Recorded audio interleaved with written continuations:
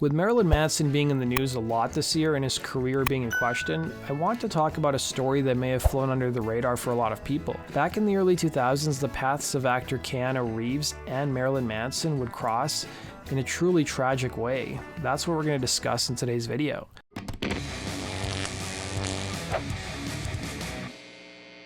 It seems like a strange pair of people to talk about given how different Marilyn Manson and Keanu Reeves are perceived in the media. Reeves has been held up as one of the friendliest and down-to-earth actors in Hollywood, while Manson, at least up until last year, was known for his shock persona. Then in 2021, it seemed like his career came crashing down, with allegation after allegation flying against the musician. But the actor and musician would cross paths in 2001 due to a horrific event. On April 1st, 2001, Marilyn Manson hosted a party at his LA home, and one of those people in attendance was a woman named Jennifer Syme, who was dating Reeves. Reeves was not in attendance at the party. According to MTV News, it was at that party that Syme consumed, and I quote, various quantities of an illegal controlled substance that were allegedly given to her by Manson. According to MTV, shortly before dawn, an attendee at the party gave her a ride home back to her house. Another report I read claimed that Manson noticed the condition Syme was in and told her to go home and get some rest, and sent her away with a designated driver. Once she arrived at home, Syme got into her 1999 Jeep Cherokee and collided with three parked cars in Hollywood. News reports seem to indicate that Syme had gotten into her car with the intention of returning to Manson's party.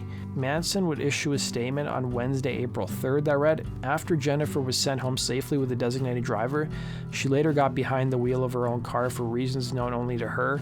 Her death is sad and tragic." Investigators would determine that Syme was not wearing a seatbelt and was under the influence and pronounced dead at the scene in the early hours of April 2nd. At the site of the crash, the police found two rolled-up dollar bills which had residues of white powder and prescription medication, including a muscle relaxant and an anti-seizure medication, which warns users not to operate heavy machinery or vehicles. Syme's mother would claim that her daughter was recovering from a back injury after being involved in a car accident several days prior. In addition to that, Syme was also battling depression. Syme would move to LA in the early 90s to pursue a career in the entertainment industry. It was there that she landed a job, being an assistant to director David Lynch, and also worked as an assistant to Jane's Addiction and Red Hot Chili Peppers guitarist Dave Navarro. She even appeared briefly in the Lynch-directed film Lost Highway. Manson would credit Syme as brokering the relationship between himself and director David Lynch, writing in his 1998 book The Long Hard Road Out of Hell, saying, "Our relationship with Lynch had begun 2 years ago. At the time, everybody had dismissed her as a name-dropping groupie,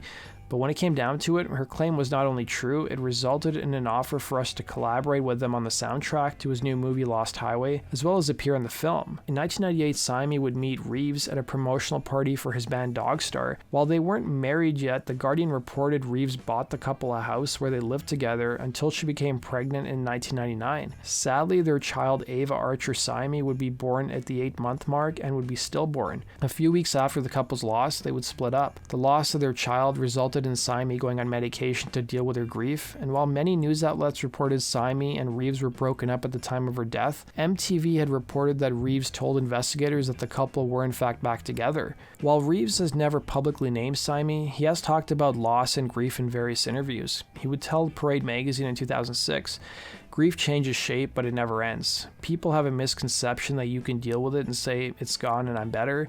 They're wrong. When the people you love are gone, you're alone." It is that grief that Reeves dealt with that he channeled into his character John Wick. He would remark on the role, "I thought it was one of the foundations of the role. I love his grief, I relate to that, and I don't think you ever work through it. Grief and loss don't ever go away." At Syme's funeral, Reeves would act as a pallbearer, as did Dave Navarro and film director David Lynch. At the time of her death, Syme was only 28 years old, and she would be buried next to her daughter in Westwood Village Memorial Park in Los Angeles. And following her death, director David Lynch would dedicate the 2002 movie Mulholland Drive to her. Syme's mother, meanwhile, Maria St. John, would file a lawsuit against Marilyn Manson, blaming the shock rocker for her daughter's death, claiming he supplied her with the drugs and encouraged her to get behind the wheel. MTV reported that Syme's mother was seeking $25,000 plus lawyer fees. Syme's mother would cite the California Health and Safety Code's Drug Dealer Liability Act as the basis for her lawsuit. and Manson at the time was contemplating filing a countersuit for defamation and released a statement that read, "This lawsuit, which is completely without merit, will not bring back Jennifer's life. It serves only to reopen the wounds and the pain felt by all those who love Jennifer. It is a pity that St. John sullies her own daughter's reputation by filing this baseless claim. It would appear that the lawsuit would be settled out of court." That does it for today's video, guys. Thanks for watching. Be sure to like button and subscribe, and we'll see you again on Rock and Roll True Stories sticker.